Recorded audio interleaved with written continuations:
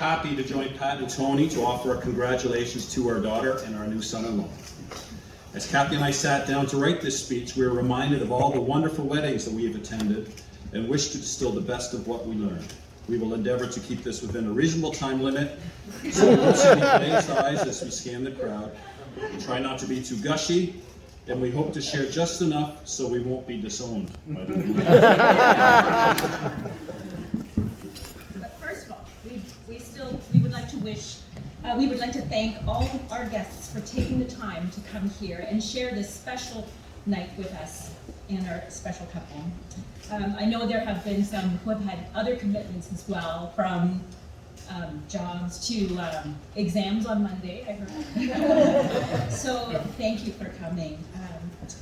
We want to thank also the people who have come from afar, starting first with Oma and Zoe, who have come all the way from BC, and Marie from Sweden.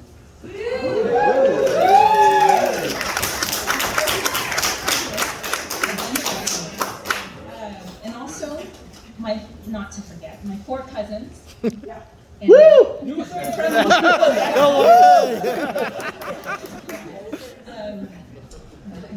Now for the fun part. It seems like yesterday that Kaylee headed into her first day of junior kindergarten with complete confidence. Not even a backwards glance at her mom, who dropped her off a little bit teary-eyed. Sorry. Her confidence was also evident in one of her favorite activities. And for those who know Kaylee, you know what I'm talking about. She loves to play board games.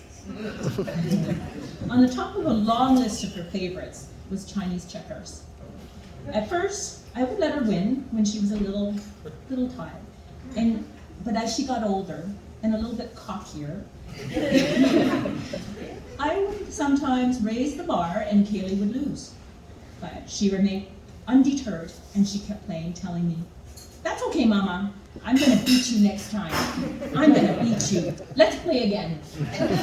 And you know, eventually she did. She did sometimes. Time passes so quickly. Before we knew it, she was through ballet classes, a one-day dog walking business, piano lessons, and then a return to piano lessons and recitals, a musical, painting murals at the high school, and then finally a 5-week trip to Quebec before starting university. Now we know that Kaylee is going to cringe at this. Please bear with us, Kaylee.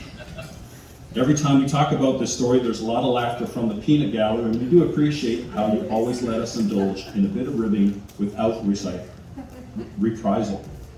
In her Quebec adventure, the course recommended that students bring along a bike to travel between the different classes in town. We obliged by providing her with her mother's old bike from her teens. It was a family spare, and we decided it was fine to pass it along to somebody else at the end of the program in Quebec. After 5 weeks in this riverside village, she had grown to appreciate this bike, even though she said she found it a bit hard to go up the steep hills. We only later found out that it took her many places, but alas, it was only in first gear the whole time. Now she knows there were actually 20 more gears. When it was time to come home, her parents told her again, "It's okay, leave the bike behind to lighten the load." Now, while some people would say, "Yeah, good riddance," Kaylee decided no, the bike had served her well and she's going to return it home. And she then learned that she had to take a separate, longer route from her friends, so she had to do this on her own, and this did not deter her. We discussed the night before her departure from Quebec, when she would return, and we were to wait for her call to pick her up the next day. Well, the day went by, no call from Kaylee. We were poised to jump in the car and pick up Toronto at the ring of the phone. Finally, we did get a call to learn she was actually in Ottawa. Ottawa is not Toronto. Kaylee would have to wait for 5 hours in a rather seedy part of town for the next 6-hour bus ride to Toronto.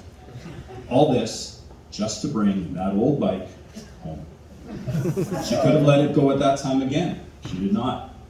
We did, however, convince her to at least put it aside at the ticket office long enough to go get a bite to eat. Eventually, she did make it home early the following morning, almost 24 hours after her departure from Quebec.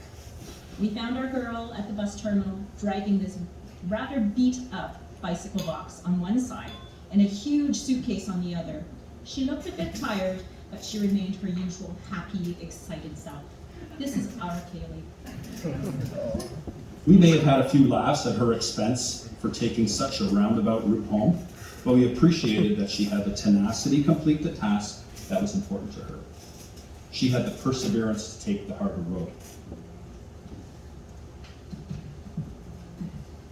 We saw these traits again in her university endeavors when she sailed through some of the courses and then pushed herself through the hard ones.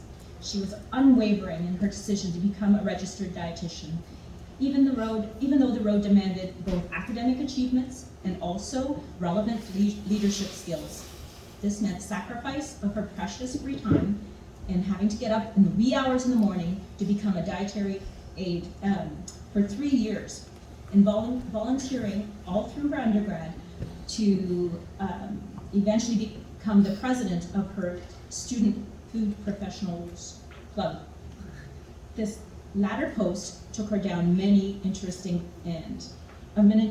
twists and turns.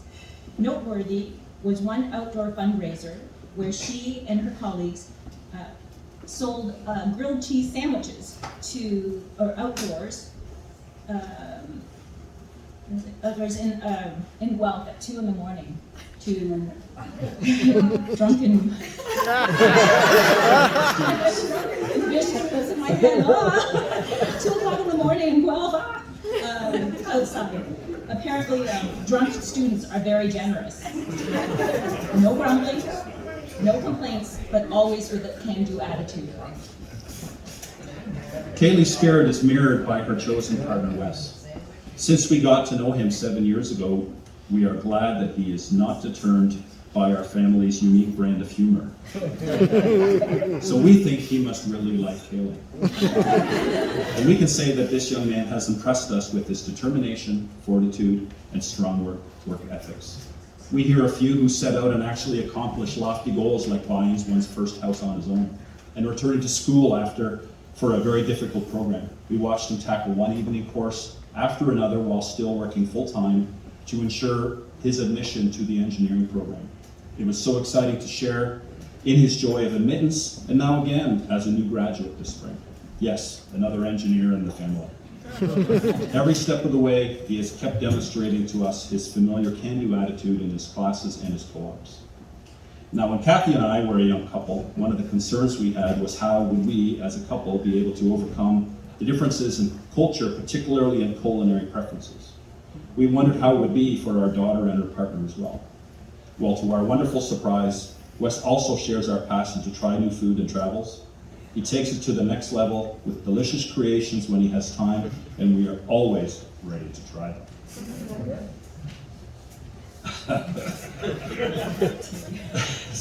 Since we had promised to keep this time, we will arrive at our final thoughts. It takes a village to raise a child. We wish to express our gratitude to all of those who are present, family and friends alike, and to those who could not be here with us today, but had a hand in supporting and guiding our daughter through life's lessons. This proverbial village has helped her to become the wonderful, bright, and caring young lady before us today. Kaylee and Wes have already accomplished much as young adults on their own. We are so happy to be spectators of what they will achieve as husband and wife. Now, once again, this is all get us started on the later drinking. Please grab your glass and join us on a toast to Kaylee and Wes.